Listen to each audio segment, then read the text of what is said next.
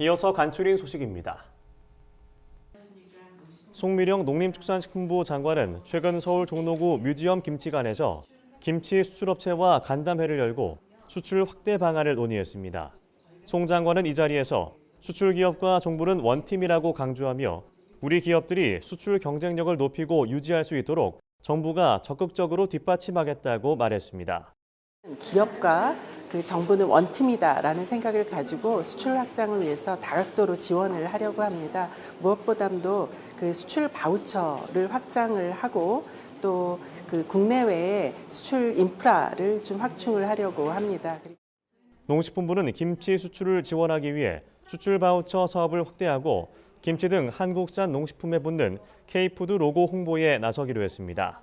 또 범부처 협의체를 통해 지적 재산권 보호, 해외 식품 수입 기준 대응 방안을 논의하기로 했습니다.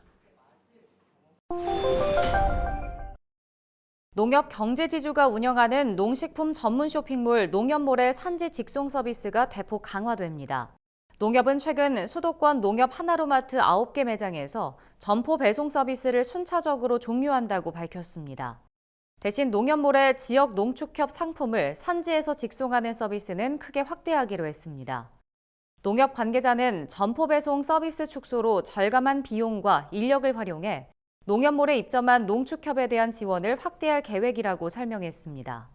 한편 농협은 점포 배송 서비스가 종료되는 수도권 매장의 이용자 불편을 최소화하기 위해 안내 문자 메시지를 발송한 데 이어 산지 직송 상품의 할인 쿠폰을 제공할 방침입니다. 국립농산물품질관리원은 최근 농업경영체 등록에 필요한 정보를 한 곳에서 찾아볼 수 있는 농업경영체 등록 통합 모바일 웹을 개설했다고 밝혔습니다. 기존에는 농업경영체 등록을 위한 정보가 분산되어 있고 모바일에서는 볼 수 없어 이용에 불편이 있었습니다.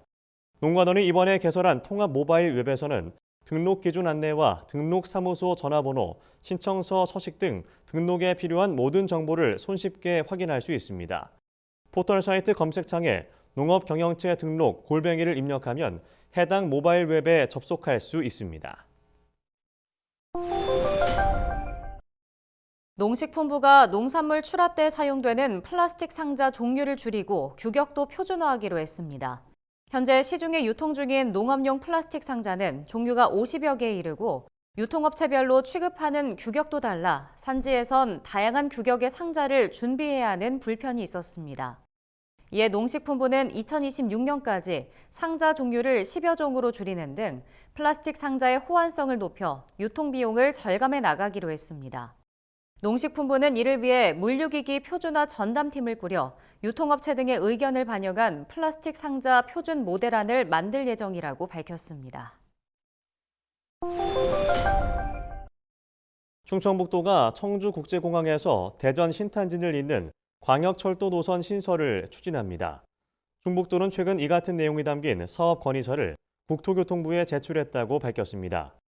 청주공항에서 신탄진을 잇는 철도 노선 사업은 대전과 세종, 청주에 순환형 광역철도망을 구축하기 위해 추진되는 사업입니다.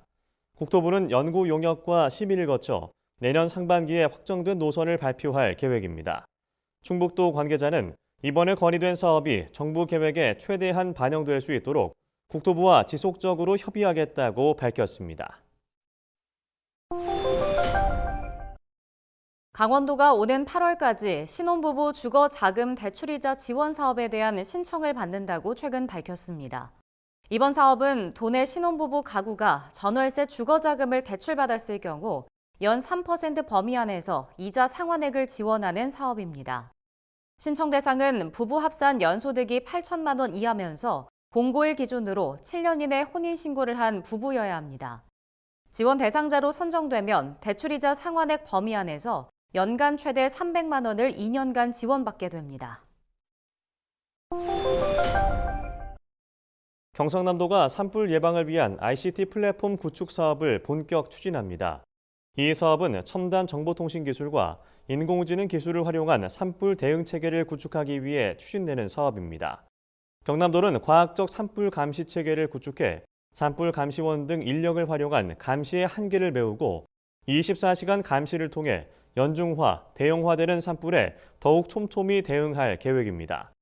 경남도 관계자는 산불로부터 소중한 산림 자산을 보존하고 도민이 안심할 수 있도록 산불 대응 강화에 행정력을 집중하겠다고 말했습니다.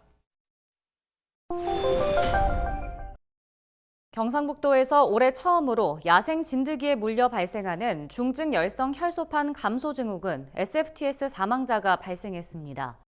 경북도는 포항의 50대 남성이 성묘와 벌초 작업 이후 SFTS 확진 판정을 받았고 지난달 28일에 숨졌다고 밝혔습니다. 치명률이 높은 SFTS를 예방하기 위해선 벌초나 농작업 등의 야외 활동을 할 경우 긴팔과 긴 바지, 모자 등을 착용해야 합니다. 또 귀가 후에는 즉시 샤워하고 야외 활동 때 입었던 옷은 반드시 세탁해야 합니다. 경북도 관계자는 야외 활동 후 2주 이내 고열과 오심, 구토 등의 증상이 있다면 반드시 의료기관에서 진료를 받아야 한다고 당부했습니다.